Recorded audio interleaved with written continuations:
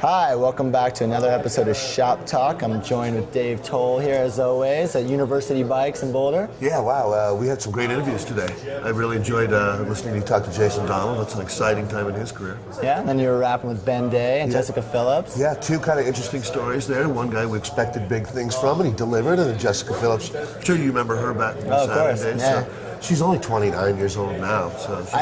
So I covered the national championships when she won in Nashville, Tennessee a few years ago. Right. Yeah. She was riding for Saturn. And she's pretty much last couple of years been out of the scene. So I just got back from Fresno where the Bentley Central Valley Classic. It was awesome. I'm telling you, it goes back.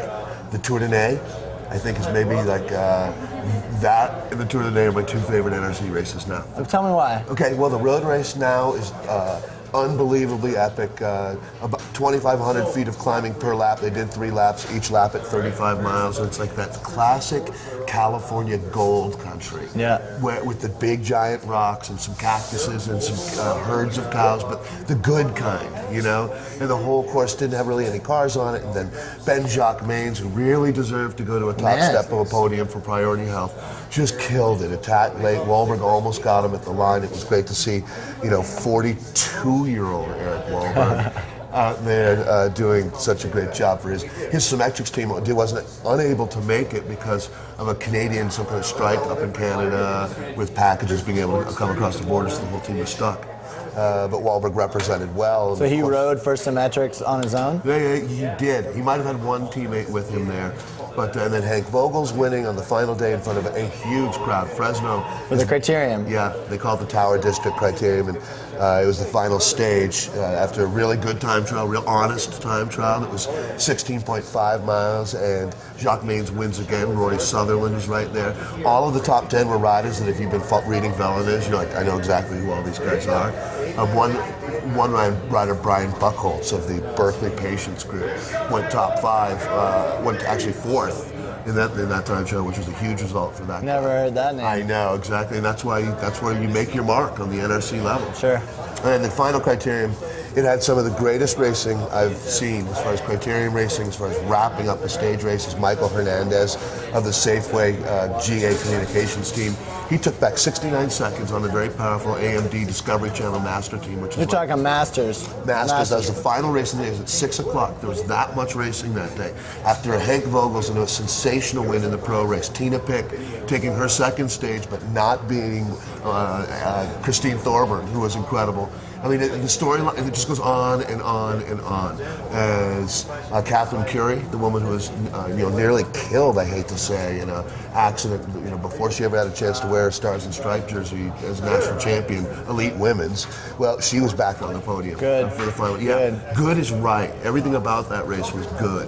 Hank hadn't won since Fitchburg, even though he had kind of some close calls at the Giro. Well, I guess we're not counting the win last year at the Stasio Crit here in Boulder. Right. Yeah. I don't know if that was sanctioned. Yeah, I don't think so. Right. So tell me now, the best news that we heard. We kind of had an up and down day as far as news. I know Jackie Tyson, your friend, is certainly someone that you're very concerned about, right? Yeah, I was really dismayed to see that email that Nathan O'Neill, Jackie Tyson. Sure. I'm sorry, I'm spacing out on. There's one other woman in the car with them. She's with the Georgia Cancer Coalition, and I don't. And they were involved in an accident coming back from a press conference in Chattanooga, and Jackie had some head injuries, but I've talked to Jim Burrell and Chris Aaronhold, both over at Medalist. They say she's going to be all right. She may or may not be back working the media angle at the Tour de Georgia. It's only a month away. We'll just hope to see her at a stage start or finish or whatever works for her. And I have a feeling that she's such a fighter herself that she'll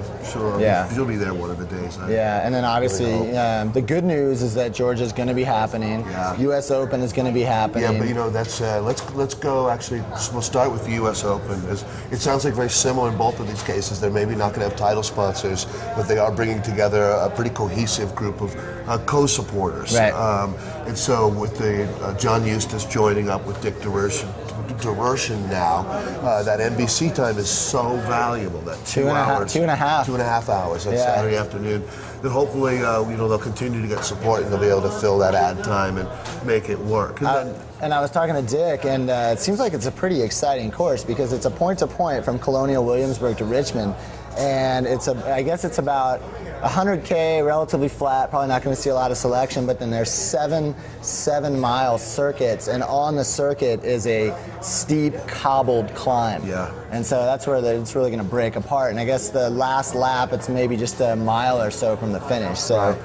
You know, it really does sound like, wow, congratulations for never giving up to both of those organizations. And, you know, making both of those races happen is critical. I mean, it was going to be a big black hole in April for our racing scene. That means we'll see you back up on stage announcing in Georgia. Cannot wait. I mean, there's a post-race. Do you feel it? Post-race depression after Amgen Tour California?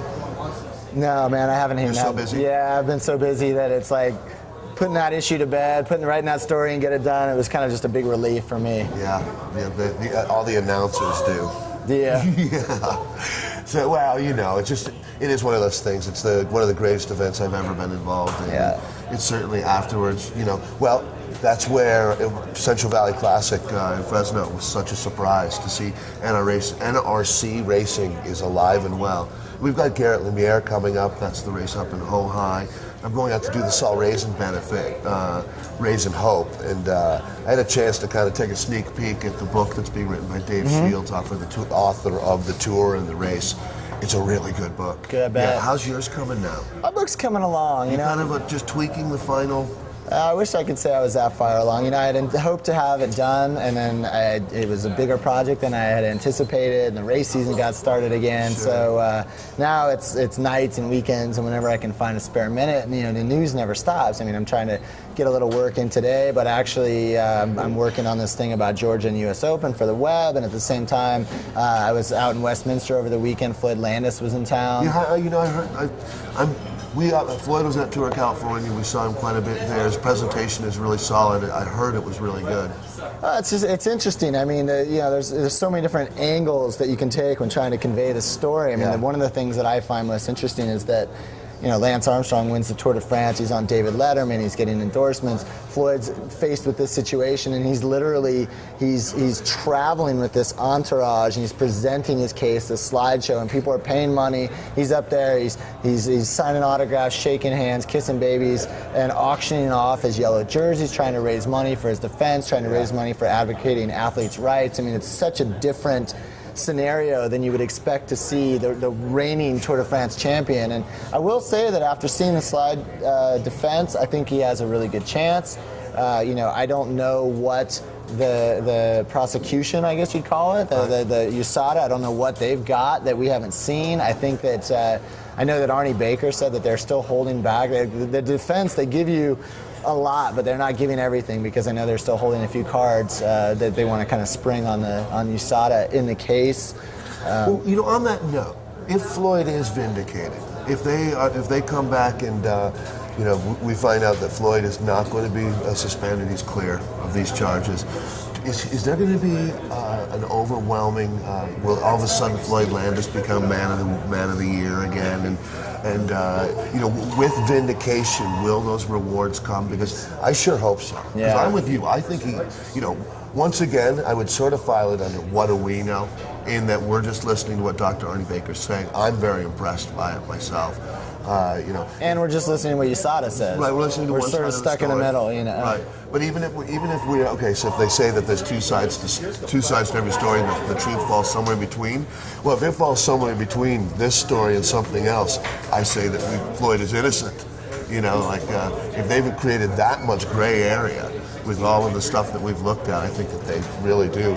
They're going to have a very challenging case to present for the prosecution. Well, you know, your question, I have sort of two answers. If he is going to be the man of the year, it'll be 2008, not 2007. Because so Floyd then comes back riding.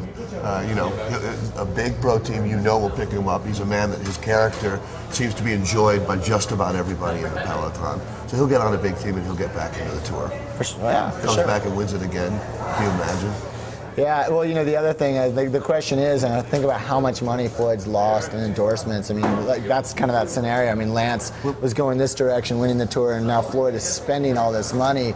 And, you know, I asked him, have you given any thought to how much money you've lost? And he said, to be honest, it's too depressing to think about. And right now, all his money, all his energy, everything is just going into the defense. And I think, obviously there will be an appeal, no matter what. If Floyd wins, if this USADA, whatever direction the first hearing goes, there's going to be an appeal to the Court of Arbitration of Sport. If Floyd was to come out the winner of that, I think at that point they will put a little committee together to try to put an estimate to how much money he's lost. Sure. And I think you can anticipate there will be a huge lawsuit against the French lab and against World Anti-Doping Agency and USADA. Let's put an interesting perspective, and I agree with you 100% on that. An interesting perspective to look at when you compare pro tour level cycling and contracts that we have, our top riders in the world, riders like Bonin and Pettini, and Valverde.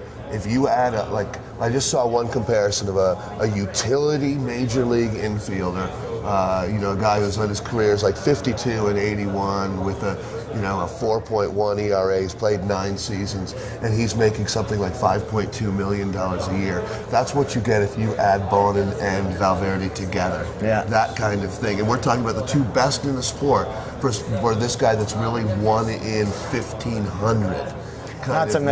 Not to mention there's no dugout in pro cycling. Yeah. There's no, you don't get to go ride the pine half the race. I mean, you have relievers that are coming in and pitching for 5 minutes, making $30 million a year kind of thing. But the flip side is, there's no stadium for cycling. You fill a stadium, you get cameras in there, everything's contained. That's what makes cycling so beautiful, is that it's a live event that's traveling and moving. It makes it so hard to cover. Yeah, exactly. You look at, so the Earth is cycling stadium, meaning the challenge of having those helicopters and all of that stuff. There's producers in America, Kent Gordis, that do an incredible job with the resources that they have. And I also think to a certain extent, especially in the U.S., but even in Europe, people can identify with soccer. Everybody grows up kicking a ball around. People can identify with baseball. They've all hit a ball. They can put themselves in the position of certain sports. Not a lot of people have actually been in a peloton, bumping elbows, racing, and so it's more something. It's almost like, for me, it may be like watching figure skating. I appreciate it, but I've never done it, and so I can't actually pretend, put myself on the ice and what would I do in that situation. Right. So I think maybe there's a little bit more of a disconnect. So are you going to be doing the Tour de Georgia? Or are you heading over for the Ardennes Classics? Yeah, the Ardennes Classics. Yeah. I'll be out at the U.S. Open, which is now we've heard is happening. I'm very happy to hear that. And for the first time in 4 years, I won't be at the Tour of Georgia. I will be at, Amstel Gold, Flèche Wallonne, Liège, Bastogne Liège. Oh, that's great. Yeah, and what about you? What do you have coming up? Well, hopefully U.S. Open, and then going out to Tour de Georgia, actually. I'm excited about that. And once again, thank goodness both those races are now pretty solidly back on. Oh, what a year. Up until a week ago, we didn't know if Paris-Nice was happening. We didn't know if U.S. Open. There's all these great teams, all these great races, and then yet... You got to have faith, Neil. You got to have faith, I guess, in this sport. So, well, certainly, we'll hopefully talk to you again soon. A lot of the great athletes have been hanging around here back in Colorado. I'm looking forward to going out actually to Visalia as the Quad Knopf Classic is a race that's returning to the NRC calendar. And it's kind of too bad they go up against San Dimas, a 3-day stage race.